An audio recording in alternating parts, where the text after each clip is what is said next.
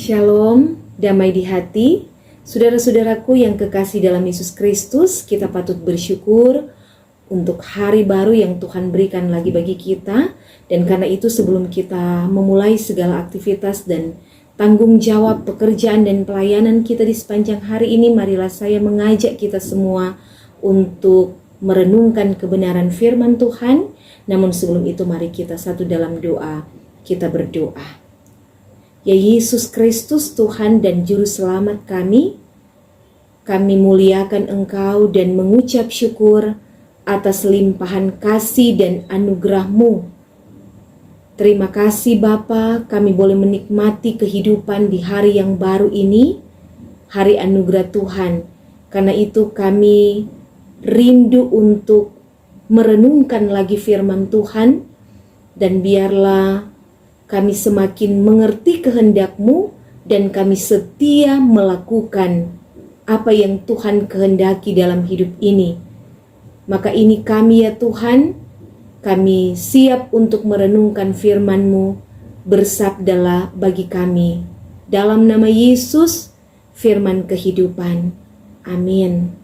Saudara-saudaraku yang kekasih dalam Yesus Kristus, hari ini Selasa tanggal 29 Maret 2022, bacaan renungan harian kita dalam Injil Markus pasal 6 ayat 18. Injil Markus pasal 6 ayat 18, firman Tuhan berkata, "Karena Yohanes pernah menegur Herodes, tidak halal engkau mengambil istri saudaramu." Demikian jauh firman Tuhan. Saudara-saudara yang kekasih dalam Yesus Kristus, tema renungan hari ini, berani memperkatakan kebenaran. Saudaraku yang diberkati Tuhan, sebuah pelajaran tentang keberanian mengungkapkan kebenaran. Sosok seorang Yohanes Pembaptis yang memiliki integritas pribadi yang tidak diragukan sama sekali. Berani menyuarakan kebenaran memang sangat beresiko. Namun Yohanes memegang teguh nilai-nilai kebenaran yang dianutnya karena dirinya adalah seorang pribadi yang hidupnya dipenuhi dan dituntun oleh Roh Kudus. Yohanes sendiri menyadari bahwa dirinya dipanggil untuk melayani Allah sebagai seorang nabinya. Tidak ada sesuatu pun yang akan menghentikan dirinya dalam upaya mewujudkan komitmen imannya. Menapaki kehidupan terkini, nurani dan suara kebenaran semakin surut dan menepi, Yohanes memberi teladan bagaimana dengan berani menegur dan menyatakan kesalahan. Yang namanya kesalahan harus ditegur. Namun terkadang teguran sangat beresiko seperti yang dialami oleh Yohanes, karena berani menegur seorang pemimpin yang melakukan perbuatan salah berakhir pada kematian. Nah, ancaman seperti ini terkadang juga terjadi di dunia masa kini, dan bagi kebanyakan orang, di antaranya juga mungkin kita sendiri, saya dan saudara-saudara.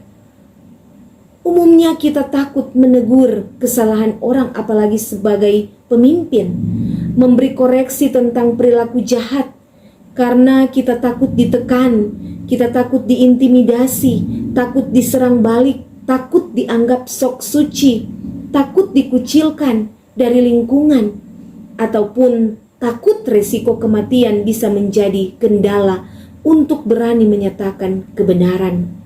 Ini menjadi tanda awas, sekaligus menjadi satu tantangan dalam kehidupan beriman, terutama bagi para pelayan Tuhan, hamba-hamba Tuhan.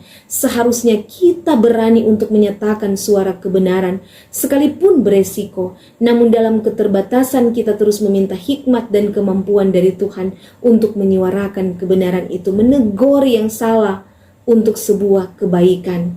Dan mari kita mulai dari dalam hidup keluarga kita masing-masing.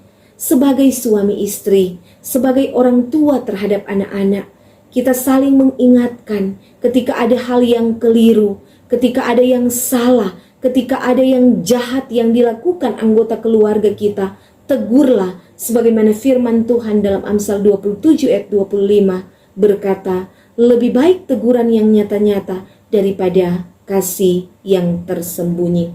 Tuhan Yesus menolong dan memberkati kita semua dalam melakukan setiap kehendak firman-Nya, dan dalam menyatakan suara kebenaran. Amin firman Tuhan. Mari kita berdoa. Bapa di surga, terima kasih untuk firman-Mu yang boleh kami renungkan bersama. Mampukanlah kami untuk dapat menyatakan suara kebenaran-Mu dalam hidup dan karya kami dimanapun kami berada, supaya kami benar-benar mampu melakukan apa yang sesuai dengan kehendak-Mu dan tidak berkompromi dengan yang namanya dosa. Inilah doa kami Tuhan, berkatilah kehidupan kami semua dalam setiap aktivitas tugas pekerjaan, dalam segala rencana dan harapan kerinduan kami, semuanya kami taruh ke dalam tangan Tuhan. Di dalam nama Yesus Kristus kami mengucap syukur. Amin. Demikian saudara-saudara, kita telah merenungkan kebenaran firman Tuhan.